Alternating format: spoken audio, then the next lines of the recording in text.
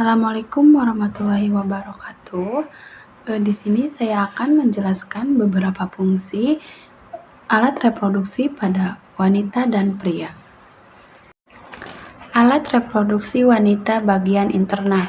Pertama ada tuba Fallopi, berfungsi sebagai saluran untuk transportasi dan pembuahan oosit.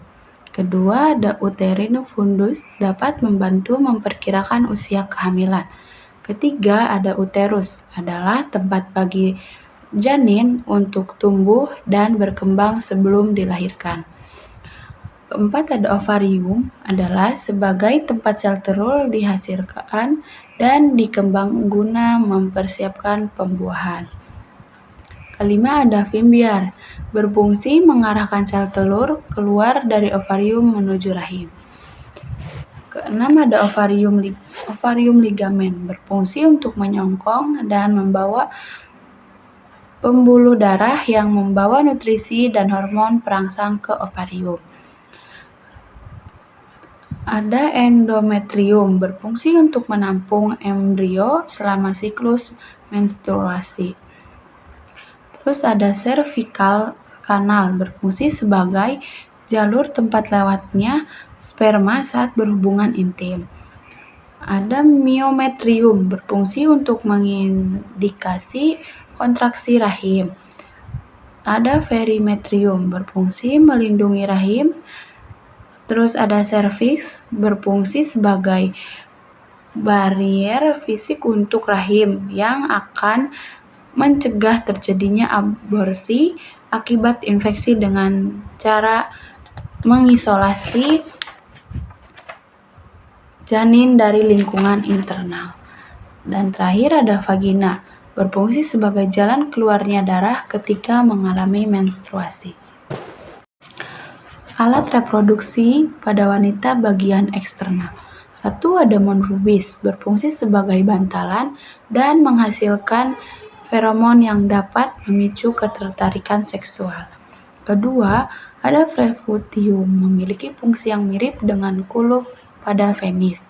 Ketiga, ada klitoris, seringkali menjadi titik rangsang wanita saat berhubungan seksual. Keempat adalah labia mayora, berfungsi melindungi organ luar lainnya. Kelima ada uretra, berfungsi untuk mengeluarkan urin dari kandung kemih keluar tubuh. Keenam ada labia minora, berfungsi sebagai pelindung vagina dan uretra. Terus ada vagina, berfungsi sebagai jalan keluarnya darah ketika mengalami menstruasi. Ada vestibulus, berfungsi mengatur keseimbangan dan menggerakkan tubuh.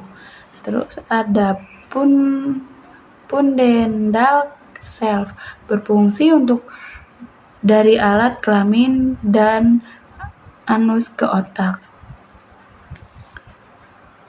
Dan yang terakhir ada clinical perineum, adalah area kulit tipis yang terletak di antara anus dan otot kelamin, baik pada pria maupun wanita. Dan terakhir ada anus, berfungsi sebagai jalan keluar tinja atau feses dari tubuh dan bagian akhir dari saluran pencernaan. Alat reproduksi pada pria bagian internal. Satu ada ureter, berfungsi membawa urin dari ginjal ke kandung kemih. Kedua, ada kandung kemih, berfungsi sebagai penyimpan urin sebelum dikeluarkan dari tubuh. Tiga, ada vesiculi seminalis, adalah kelenjar yang menghasilkan cairan yang akan berubah menjadi air mani. Keempat, ada uretra, adalah saluran yang membawa urin atau sperma keluar tubuh. Kelima, ada jaringan erektil, berfungsi untuk menjaga penis tetap tegak dan kaku, serta untuk mengantarkan sperma saat berhubungan seksual. Keenam, ada gland penis, adalah bagian ujung penis yang merupakan pembengkakan corpus spinglosum. 7, ada vas deferens, berfungsi mengangkat sperma matang ke uretra. 8, ada ampulla vas deferens, berfungsi sebagai tempat penyimpan air mani dan menghasilkan sekresi. Kesembilan ada kelenjar prostat, berfungsi menambah cairan untuk ejakulasi dan menjaga sperma tetap sehat. 10 ada kelenjar Cooper, berfungsi untuk menghasilkan cairan Cooper.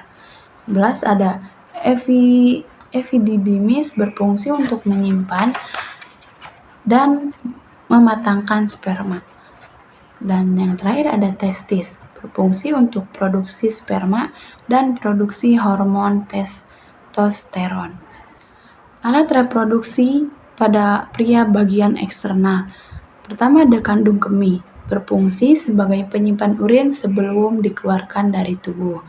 Kedua ada kelenjar prostat, adalah kelenjar seukuran kacang kenari yang terletak di bawah kandung kemih, berfungsi menambah cairan untuk ejakulasi dan menjaga sperma tetap sehat. Ketiga ada uretra, adalah saluran yang membawa urin atau sperma keluar tubuh. Kelima ada testis, berfungsi untuk memproduksi sperma, produksi hormon testosteron. Keenam ada skortum, berfungsi untuk mengatur suhu, perlindungan, dan mobilitas.